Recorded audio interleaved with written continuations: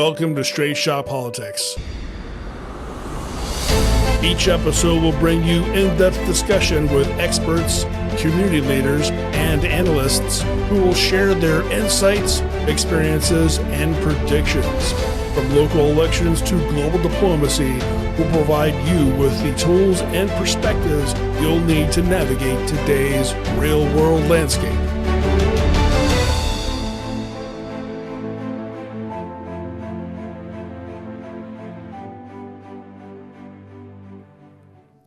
Welcome to Straight Shot Politics. I'm Lisa Chafee. And I'm Michael Nash. So today, Mike, we're talking about election integrity issues. And one of the hot buttons that's been discussed for a couple of years now is the ability of non-citizens to vote. And state senators Teresa Gavarone and Senator Andrew Brenner have introduced a bill, Senate Bill 153. The long title of it is Require Citizenship Verification Before an Elector May Vote. So joining us today from a board member of the Ohio Election Integrity Network, Eileen Watts, who is a longtime advocate for honest and accurate and transparent elections, and election integrity analyst Gail Niederlehner are joining us to talk about some of the things that they think can be done better with this bill. Ladies, thank you for joining us. Welcome again, Eileen. Thank you. Yeah, Eileen's been here before. We've had some good conversations with you before, so we're glad to have you back. Gail, it's nice to meet you. Thank you for having me. I appreciate it. So let's talk about this bill. Tell us your thoughts on it. Okay, I'll start out. We would like to identify specifically the current Senate Bill 153 and its sub-bill 1 in the Senate, sub-bill 153. It pertains, obviously, as we were saying, to citizenship status and the current non-citizens on Ohio's voter rolls that can continue to vote indefinitely. It's one of the deficiencies in this bill. Gail, if you would like to elaborate. Yes. First of all, thank you so much for this opportunity to speak with you today and to share the truth in Ohio elections. The issues with our elections have started long before the current General Assembly, Secretary of State, and the current boards of elections, but in large part due to the extensive research and outreach by Ohio citizen election integrity advocates, this General Assembly, Secretary of State, and current boards of elections now have the opportunity to understand and to close the loopholes that allow non-citizens and ineligible individuals to vote in Ohio elections. And that dilutes the voice of eligible citizens. So as Lisa mentioned, the bill's title claims that the bill requires citizenship before an elector can vote, yet it still allows potential non-citizens to vote, more than enough to affect the outcome of an election or a ballot issue. Non-citizen voting violates the Ohio Constitution, which clearly states that anyone who is not a U.S. citizen shall not be permitted to vote. And by simply checking a box on a registration application claiming you're a citizen does not mean that you are an actual citizen. In order to determine citizenship requires verification either to an official database or through the actual documents that prove citizenship. So yes, the bill does check citizenship for new voters and requires that they vote provisionally if not verified, but it does not check for citizenship of existing voters unless they change their name or address. Again, allowing potential non-citizens already on the voter rolls to vote indefinitely without requiring any proof of citizenship. And we see this as a big problem because Ohio has never verified citizenship before registering voters. And the only check for non-citizens required in current law is an annual non-citizen review that can only identify a fraction of potential non-citizens. So there's over 305,000 non-citizens in Ohio who have driver's licenses and state IDs, and federal law requires the Bureau of Motor Vehicles to create a voter registration application when they apply for that ID. unless they fail to sign a form. And we believe many non-citizens can potentially be registered inadvertently this way. And this exact situation was recently reported in North Carolina. And for those who register outside the BMV, just last year alone, there were 39,000 with unverifiable IDs using the last 4 digits of Social Security number as their ID. So citizenship cannot be checked for anyone unless you have a valid ID. So what is your solution to fix this problem? Well, we believe that all existing voters as well as new voters should be verified for citizenship. And the citizenship verification in the bill, although it does claims to verify citizenship, the verification itself is weak. And one example of that is that they allow photocopies of a proof of citizenship document, such as a birth certificate or a certificate of naturalization.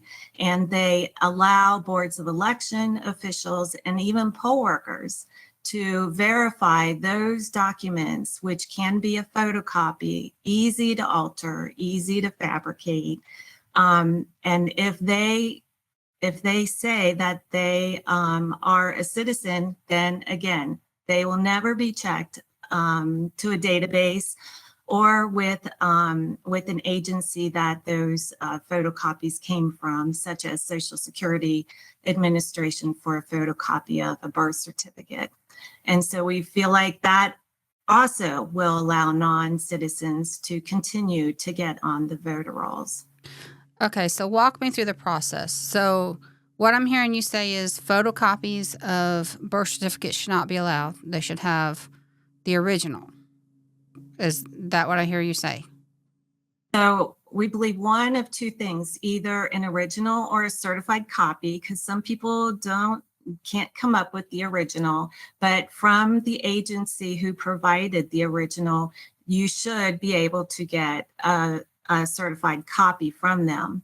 And then the boards of election officials should be trained to be able to look at those documents and see that they are genuine. There's usually a watermark or coloring, and each document, I mean, there's at least half a dozen different documents that they'll need to be verifying, and they should be trained and actually certified that they understand what is required to validate those documents.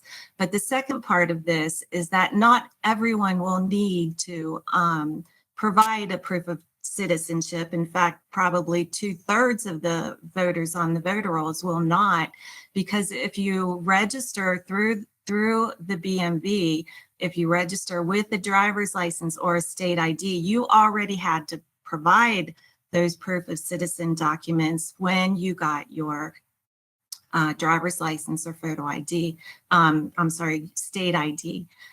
So you wouldn't need to provide that again because the Bureau of Motor Vehicles already has that information. Okay, so this is more or less something that's as far as being challenged with their citizenship at the poll or at the voting location. Being challenged your citizenship only happens for a fraction of the people, not everyone, right? So that would be for when citizenship is checked at the polls. And yes, it would be for those who are challenged, but also for all of those who registered outside of the BMV, they will need to provide documentation that they're a citizen. And that documentation would be presented to the boards of elections themselves, as well as provisional voting. If there is no proof of citizenship ahead of when you vote, you would be required to vote provisionally, and at that time, again, provide a document which they allow to be a copy. And boards of elections, believe it or not, have no access to the BMV data. They have no access to Social Security Administration data, and they have no access to anything that verifies citizenship. Okay. So essentially the poll workers, from my recollection, when I go to vote, they have a book and they open it up and they can validate my name and where I live, and they ask me to do that. And then they also have my signature on file. So when I go to sign something, they compare my signature to the signature in the book, and then they give me a ballot. So they wouldn't have any kind of records to look up anything. They wouldn't be able to go and research something. All they have is that to go on. And then Correct. And then who is actually challenging citizenship? Yeah, I guess I'm a little confused about the process. So, first of all, we're talking about legal people who are here legally, correct? Yes, that's correct. Okay, so let's establish that. We're talking about people who have come to the United States legally, and they have hopefully gone through the process of becoming an official American citizen. If they have done that, they've earned the right to cast a vote. So they go to the BMV, they register to vote, they get their driver's license or their state ID, and there is a box for them to check citizen or non-citizen, so that the BMV worker is going to have to verify, oh, hey, yeah, you did pass your citizenship test. You've got this proof you're a citizen. So I guess I'm confused as to where the gap is. So from there, then what? So those who actually register through the BMV, they are the ones, the 2/3, they are the 2/3 of the voters are already covered for proof of citizenship. Okay. It's those who register via a paper registration form, say at a voter registration drive, or you just you go to the Board of Elections or any government office that has voter registration forms, and you fill that out. Okay. And Or so- online as well. Yeah. So essentially, those of us who have been voting here all of our lives, we're not going to get challenged. But those who are registered recently or through some sort of certain means, they'll might get challenged, right?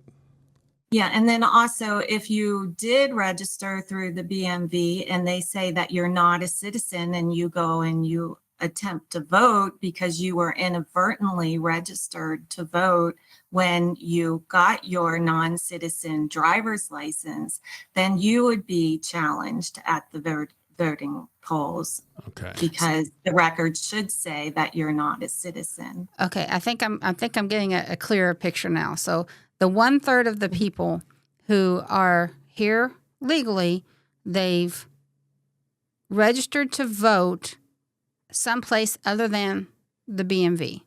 Let's say there's a voter registration booth at the county fair, and that's where they sign up to vote. That is where the disconnect is then, because that voter registration booth is not going to stand there and verify, oh, you're a citizen or not. Am I on the They right don't track? have the tools. Yeah, correct. They don't have the tools to do so Right. at a fair or going, door to door at events, Right. at any events, as well. They don't have access to what we call the SAVE program, which is the database. SAVE it's an acronym for Systematic Alien Verification for Entitlements. And that is what the BMV has been using to verify citizenship status, along with other Social Security Administration, verification efforts as well. The BOEs do not have that tool, as well as anybody walking door to door to register people, or at any events, or online. Online voter registrations also need to be obviously put through the verification and confirmation process. We're just asking that we do that for everyone. Yeah. And Both currently on the voter rolls, because we're able to do this now in the state of Ohio for free. It is a program that we can utilize. We want the boards of election to be able to utilize it, but we want it to be checked for everyone currently on the voter rolls, as well as anyone that would register to vote, to have their, information, their voter registration information checked. And it's somewhat quite a bit simpler to do nowadays. So one more clarification, Lisa, is that even if you register on a paper registration, if you enter a correct driver's license number or social security number, that the system will be able to verify that you are a citizen, then you still wouldn't need to provide documents. But we have between 50,000 and 100,000 people on our voter rolls currently with invalid IDs. So a lot of them are because they were entered incorrectly, data entry errors from those paper registrations, or a number was misread, a 1 versus a 7. But since there's no verification before you're registered to vote, you're added to the voter rolls, but you are not able to be checked for citizenship. So I want to pivot back just a little bit and talk about the SAVE program. I have pulled up our current Secretary of State, Frank LaRose, gave proponent testimony recently. They've had 5 hearings now on this bill, and the Secretary of State has filed litigation with several other states so that the state level can have access to the SAVE program. So in the meantime, until we have that, this is where the loophole is, correct? So we have a problem of those who are currently on the voter rolls that shouldn't be, or we don't have proof of their citizenship, correct? So the SAVE program administered by the Department of Homeland Security, President Trump in March of this year issued an executive order ordering the federal government to provide any and all documents and records that are available to verify citizenship to the states. And they have gone on overdrive in enhancing and upgrading the SAVE program to be utilized efficiently for voting or in registering people to vote and to make sure that they're citizens for elections. And the SAVE program now is available, and it has been available to the Secretary of State since last year.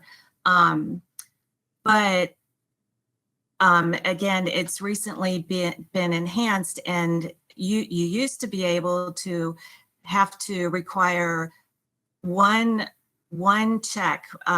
You put in a number of a person and then you check and see if they're a citizen. Now you can do a batch run on it. You could do a batch run on the whole entire voter registration database. And Secretary LaRose has been very quiet as to whether he has been regularly processing citizen verifications on the entire 7.8 million voters on our voter rolls, because he does have access to that. Under the Biden administration, when he filed for the lawsuit, he did not have I take that back. He did have access to it then, but he was asking for more information because the SAVE program only allowed you to do a 1 at a time check. Okay. So And also, I might add here that we also have access to this now currently for free. So the state of, actually every state has access to utilizing the SAVE program, which would run the citizenship verifications and confirmations through for free, where it used to cost a little over $2 per each voter registration. So that prohibited a lot of states cost-wise to do this, but that is no longer the case. We now have the access to the SAVE program, which actually has been expanded upon exponentially with both, Social Security, date of birth, obviously citizenship status, what we call documentary proof of citizenship. They have a lot more information currently now within the SAVE program. So it's quite a bit more accurate, we'll put it that way. Okay. So as I was reading the bill, and if I read this correctly, if this bill passes, then these reviews are going to be required by law to be done monthly.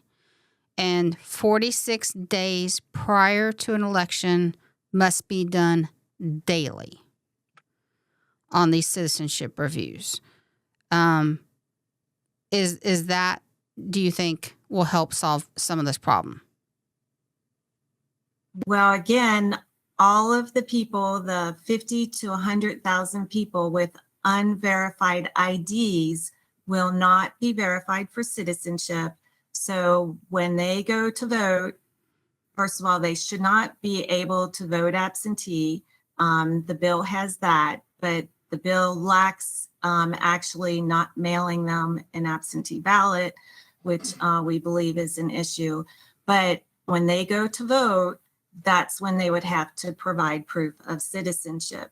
And as I had mentioned, a copy of a birth certificate is all you need. Someone could go to Google today and fabricate a birth certificate. So Right. that's our concern. And we're talking about birth certificates that would come from other countries.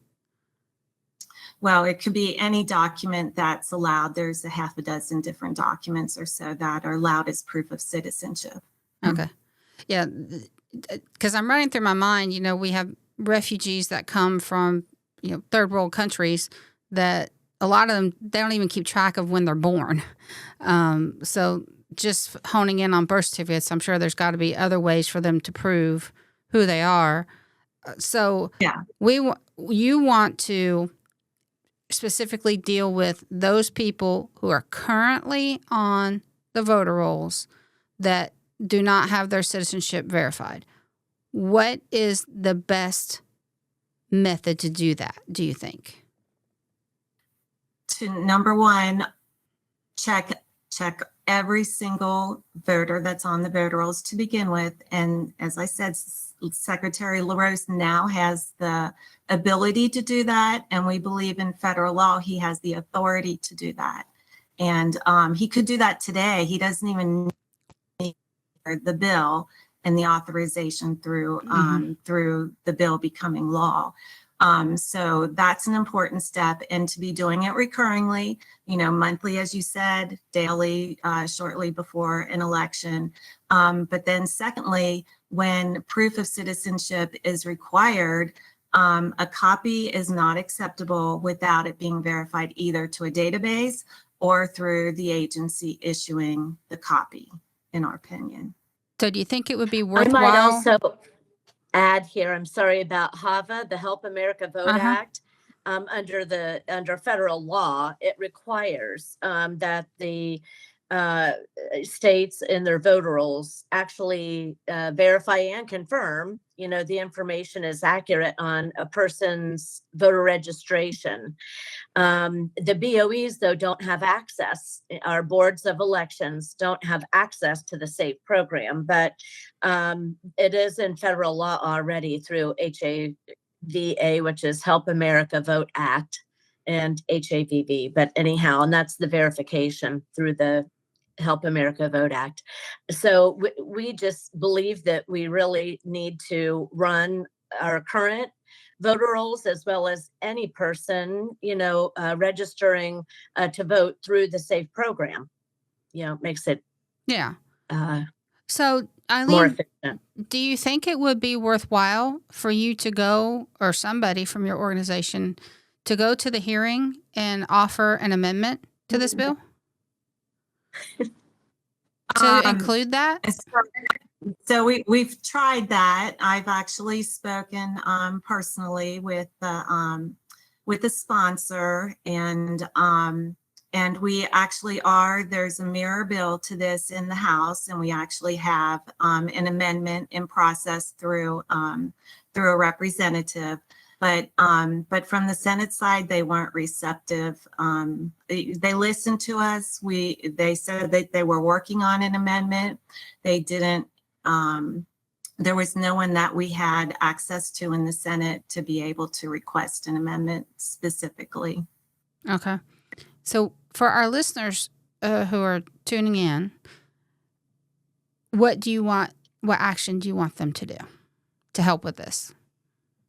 Well, I did want to cover the hearing a little bit. There is a hearing sure. coming up, the 6th hearing on SB 153. It's scheduled for this coming up Tuesday. And there will be no public testimony at this hearing. What date And is this that? I'm sorry. What date is that on Tuesday? The 18th. Tuesday. Okay. And this follows a November 5th hearing where the 245-page sub-bill replaced the original bill, again with no public testimony. And then prior to that, there was an October 28th 4th hearing, and at that hearing, proponent, opponent, and interested party testimony was allowed. So it now appears that for this 6th hearing coming up on Tuesday, that the committee intends to vote SB 153, the sub-bill, out of committee without allowing public input. And this is very disturbing because it bypasses transparency, the accountable process that Ohioans would expect out of their elected officials. And then we would ask how many on the committee will vote on the sub-bill without having read it. And again, it's a 245-page bill, and the question matters because substantial changes were made between the sub-bill and the original that were not reflected in the Legislative Services Commission's comparison between the original bill and the sub-bill, or the sponsor's testimony of the sub-bill. And the language in the sub-bill replaces identity verification requirements with the Secretary of State directive. So there was a fix in the original SB 153 that, as I had mentioned, 50 to 100,000 people on our voter rolls without verifiable IDs. It fixed that so that those people would be placed in provisional status. Now they've taken that out and they've replaced it with the Secretary of State directive, or Secretary of State shall assign rules. So that is the current practice that we were actually intending to fix. So voters are currently under Secretary of State directive. They're considered to have a verifiable ID, even though that ID doesn't match BMV or Social Security records. And nothing in SB 153 sub-bill prevents this practice from continuing, despite the bill analysis saying that actually the voters would be required to vote provisionally. And when you have a directive, the Secretary of State can change that directive at any time. So the current Secretary of State and any future Secretary of State are not required to have what we would call true verified ID if they continue the practice that's happening today. Okay. Where can viewers or listeners, find out more information about what you're working on, especially with this? So we've documented a lot of this on ohiofortruth.com. That's OHIO, the number 4, truth, TRUTH.com. And we encourage your listeners to go there for more information. Okay. Great. Sounds good. Well, ladies, we thank you for taking the time to talk with us today. Thank you so much. Thanks. And a follow-up conversation continues on another day with Senator Andrew Brenner. We had a good chat with Eileen Watts yesterday, and it seems like the only focus of the bill that she's concerned about is that it's not addressing the current 100,000 plus people who are on the voter rolls already who could potentially be non-citizens. Okay. So basically, retroactivating. I know that we're working on modified versions of this bill right now, and we're actually working on it at the same time. We're also working on our other bill dealing with elections, which is over in the House of Representatives right now, Senate Bill 293. And we're looking potentially put elements of 153 into 293 over in the House. And actually, I believe that they're in the process of doing that right now. And I'm not sure every little bit that's going on, but it's had its first hearing, second hearing, and third hearing already in the House or in the Senate, and then we passed it out. We had almost all the opponents in the Senate were Democrats or far left organizations that were strongly opposing it, ACLU being one of them. Well, of course. And then it's right now already up for first hearing of Senate Bill 293 over in the House on the 18th. And so I can tell you that we're thinking about putting parts of 153 into that, but I'm not,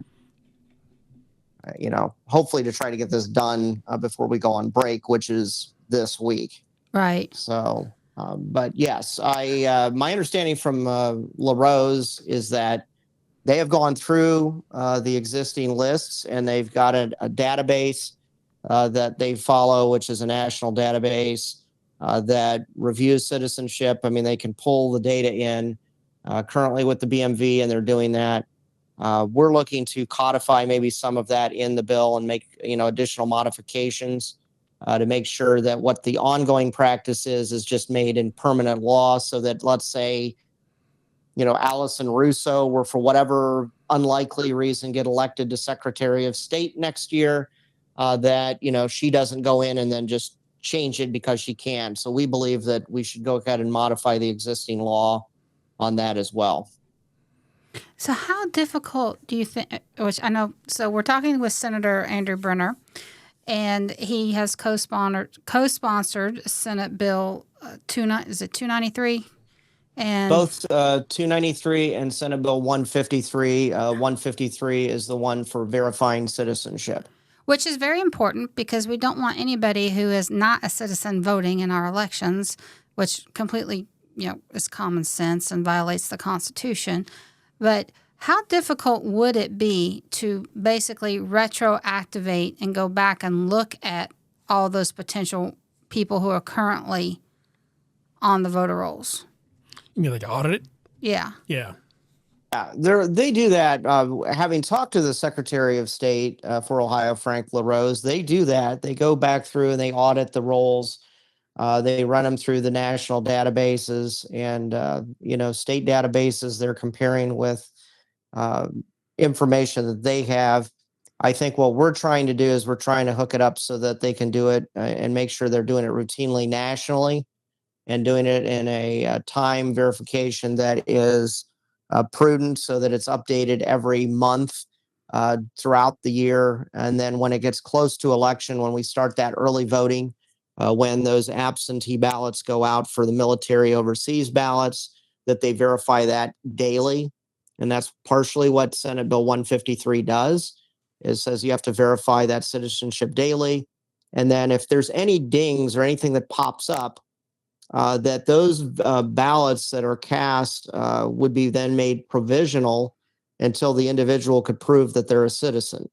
So we you've got to put some checks and balances in there to make sure that you don't have a situation where actual citizens, for some reason something comes up and maybe they're John Smith the third, and there's a John Smith the second and a John Smith the first, and they all are from the same town. You can see issues coming into play there, where maybe there's some other John Smith who may not be a citizen, but in the case of these, there might be some information that's not showing up proper, especially if the name is more of a common name. So you've got to have a process in place to allow them to be able to show that they're a citizen. We've got various forums and things that they can do to do that for once they get to that point. Well, and some of that can also be run through those national databases. And it's also incumbent on us as citizens to make sure, like for women or even men, when you get married, if you change your last name, there's some steps that you have to go through. You've got first, get your Social Security card changed, and then you go to the BMV. And if it happens around election time, that can throw a pause. But, I'd rather us have these things in place to protect the sovereignty of our elections. If I have to take an extra step to say, hey, yeah, this is me, this is what I did, I would think most people would have common sense and be okay with that. Yes, I would think so. And I think most people understand that. I think if you talk to your average independent or Republican, they're in favor. You talk to a Democrat, though, they're going to be strongly opposed to it. And we also have to make sure that when we're passing these laws, that we're not running into a problem where, there's a lawsuit and it gets, bogged down in the courts and then can't be enforced through an election cycle. So we're trying to Right. make sure that we can get something passed this week so that it's available for the primary next year, and that way we can have a test run of it. And if there's any court challenges or anything like that, that we can try to get through those before the November election. And that's kind of the reason why we're trying to get these bills moved, and making some changes and potentially putting parts of 153 into the other bill that we have, Senate Bill 293. So I feel like we've got some momentum. I think we've got a lot of people who have been working on this, who are experts in constitutional law and are helping us with it. I know that we've had some good feedback also from the Secretary of State's office, making sure that we're, following federal law, especially for those military and overseas ballots that are specifically for those men and women who are serving to defend us. We've got some things in place for them to make sure that we're following the federal law there as well. Now, if I'm not mistaken, some of the other positives that are in this bill deal also with the deadline for absentee ballots to be mailed in. Tell us about that. Yes, thank you, Lisa. The absentee ballots typically under the current law can be returned as long as they're postmarked by election day up to 4 days after the election. And there's concerns that somebody could see how the polling is maybe the last day or two and decide to send out a bunch of improper ballots and postmark them or send them, at the last minute. And then maybe they show up at the Board of Elections even unpostmarked. But regardless, what we're saying is, no, if you're an absentee ballot, with the exception of the military overseas ballots, they have to be in by election night. So they'd have to be in before and in by that election night. Otherwise, they will not be counted. And there's some people saying on the left, well, then that's taking away our rights. And we're saying, no, if that's the case, then why do 34 other states already do the same thing? And, you've got very liberal states. You've got, I think, Pennsylvania, Rhode Island, Michigan. All those states already have this requirement that absentee ballots must be in by election day. And in fact, I even put it out on the X platform the other day in reply to Allison Russo's post, where she was suggesting that this was voter repression or something. And I'm like, no, sorry, here's the whole list. And, if you don't like it, fine. But I mean, the fact is, we want to know what the elections are on election day. We don't want to have to wait, a week or so. Yes, there can always be those with the provisional ballots. And, if you've got, something that could be close to a tie, there's always those type of situations. But I think for the most of the public, they're going to want to see what the election results are on election night. And I think that, having all those absentee ballots in is fair because other people had to make the effort to get in there and vote on election day. And plus, you have 28 days of early voting. I mean, and to get your absentee ballots in. There isn't any excuse. We're running out of obviously with the excuses. exception of the Sunday before, but Right. Right. Well, just so you've got we have 28 days of early voting. You can request an absentee ballot, get it in you don't have to hand deliver it to the Board of Elections. You can put a stamp on it and put it back in the mail the same way it came to you. Now, there are exceptions, we know. We have people who reside in nursing homes. And you and I spoke about this offline. This bill also is going to address the issue of people delivering absentee ballots for other people. What's the new process if this bill is passed? basically what the process will be is that you have to be related to the person, or you have to be a designated person for the, if it's a nursing home type of situation. So let's say you do not have a loved one that can take in the absentee ballot. then what we would do is we would say that, you have to have that person has to be designated to do it. And we have basically a whole list of things that can easily be, followed and carried out and in order to get those in. Plus, there's nothing stopping anybody from putting them in the mail. Right. I mean, we have literally millions of mailboxes all over the state of Ohio. Everybody has one. All they have to do is put them in, let alone the blue mailboxes at the corners in the city. So it's really easy to return an absentee ballot. And I just find it absurd that you have people suggesting that, this is, makes it very hard to do. But then you go and look at these far liberal states like New York, and, you basically have to vote on election day. And, these are things that the left pushes, the progressives push, I think, to try to turn out their base. But not only that, they want to bring in these illegals because they know they'll vote for them. At least they believe they will. Right. And so that's really what this is about. And this is why we're trying to put a stop to it. And one other change I believe you told me about is the unattended drop boxes to put ballots in. Yeah, those are going away, right? Correct. We're trying to eliminate those. We have seen, and actually there was a couple cases, I think one out of Michigan recently, where people brought, just bag of ballots, stuffed them in the box, and then left. And I'm sorry.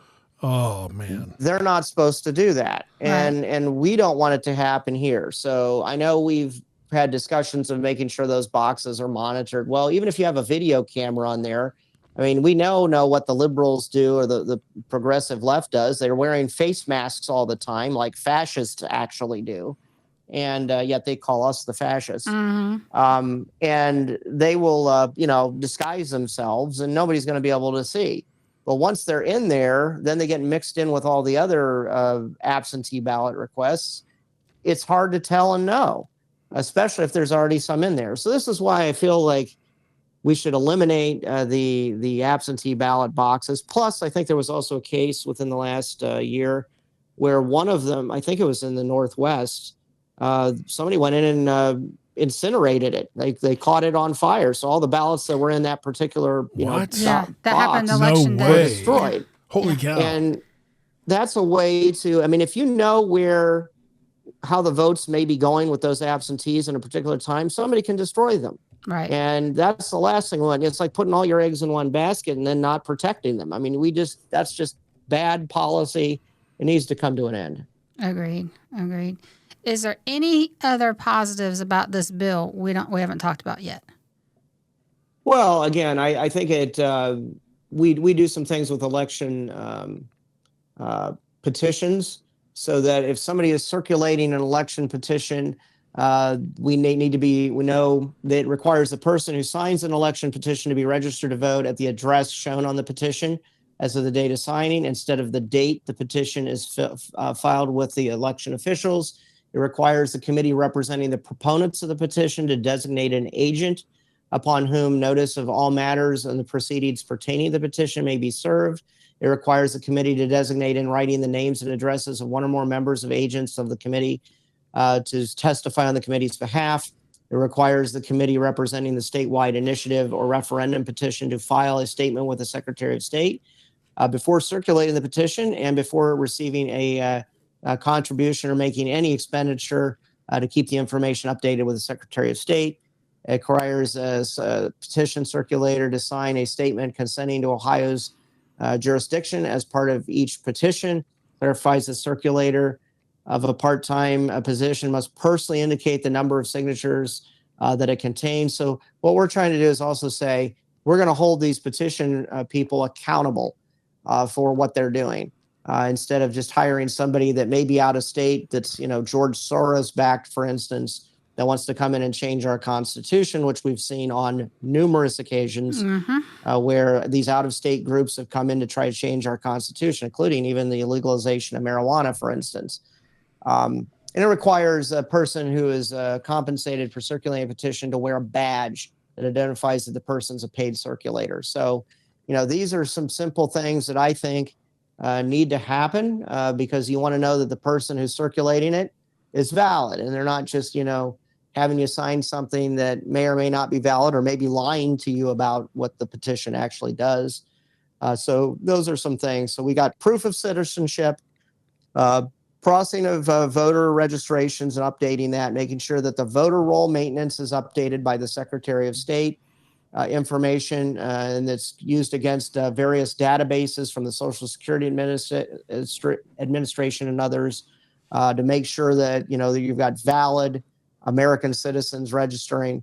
It updates for provisional balloting and absentee balloting and the election petition process. So it's actually a comprehensive bill that does a lot of things that I believe will help our elections and help protect the integrity of them.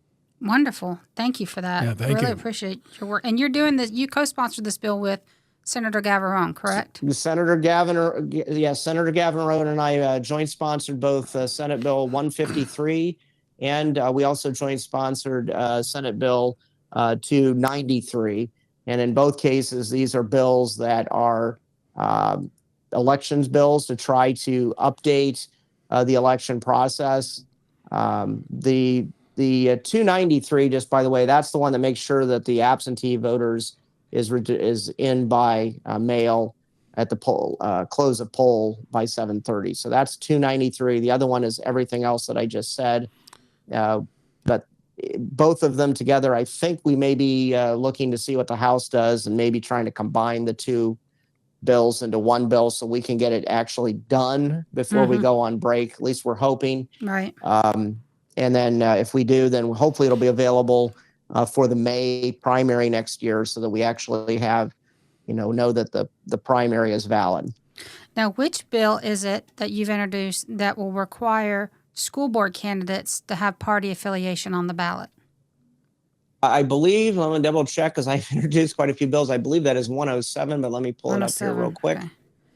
And that is going to get proponent testimony this week in the Senate Government Committee. And Yeah, I think let's that's. see here. Yes, it is Senate Bill 107. I have actually several co-sponsors on there. And we are going to be getting, it's in the Senate General Government Committee. And they are going to be hearing proponent testimony this week on the bill. So I'm hoping that we can get that passed. This was put in as a budget amendment. There was both a House companion bill for this, and we put it in the budget. Governor DeWine vetoed it. Right. And honestly, this is something that's been needed for a while because you now have a lot of confusion among voters. They think that these are nonpartisan races, and it's not confusion of that.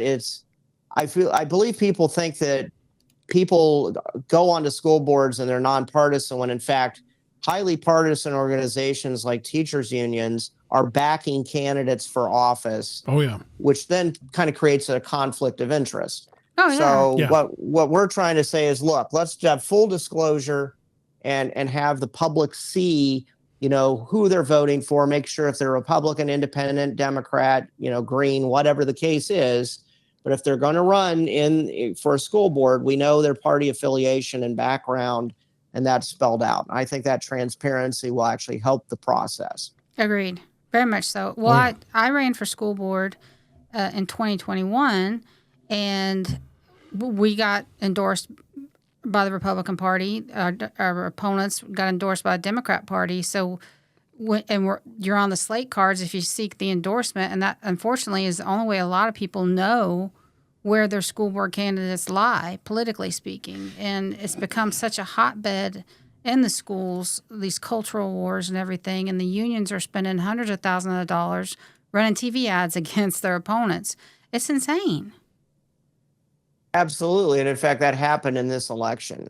You could tell that the unions and the left were more energized. They came out. We had a lot of conservatives lose. And I think that if we had some people know that, in fact, we've got some candidates who are running and had that list of candidates, I think we would have been in better shape, especially if they had the R's and the D's. Or what would happen is people might actually go to the and vote and then realize, oh, wait a minute, these people are Democrats. I'm not going to vote for them. Right. Right. And I think that'll actually help. Now, it may not help Columbus City Schools, for instance, but But then yeah. you have it done. Just to let you know, the House Companion Bill, which was introduced back also about the same time as my bill. Let me see here. I believe, pull this up here. I believe it was House Bill 320. And what that is oh no, that's a different one. That's the close the primary. I'm sorry. That's Oh another yeah, good we need to bill, do that actually. too. Yeah. Yeah, I was trying to find the House Companion Bill, but I believe it was Lear and Williams who were the ones that introduced that bill, Okay. which would be a companion bill to it to try to do the same thing. Yeah, here. Oh no, it was. Well, it says here, require registration for a member of a political party for primary. That's a closed one, and I can't find the other one. But anyway, there is a House Companion Bill on it, and we need to get that passed as well. Agreed. Well, I'll definitely be there Tuesday to testify. I looked it up. It's at 2:00. And try and rally up some more people because we definitely need 107 to pass. And for future reference, I know you're running for a state rep next year. So Yes, when I am running in the Republican primary, and my hope is to go back to the House, use my experience to help get more conservatives and push the conservative agenda and help Vivek Ramaswamy, because he's going to need all the help he can get to, rein in all these problems that we have in the state, rein in the bureaucrats, rein in the taxes, lower property taxes, help work to eliminate the income tax. I mean, these things take a lot of work, time, and I believe I've got the experience to do it. So I'm running and hope to help him continue the conservative movement. Great. So I'd like to bring you on again, maybe the first of the year, when we talk about your campaign and your platform and everything. But in the meantime, thank you very much for taking time on a Sunday to chat with us in the middle of a Browns game. Yeah. Thank you, Senator Brenner. Thank you. Not a problem. Thank you very much for having me on. This has been Straight Shot Politics.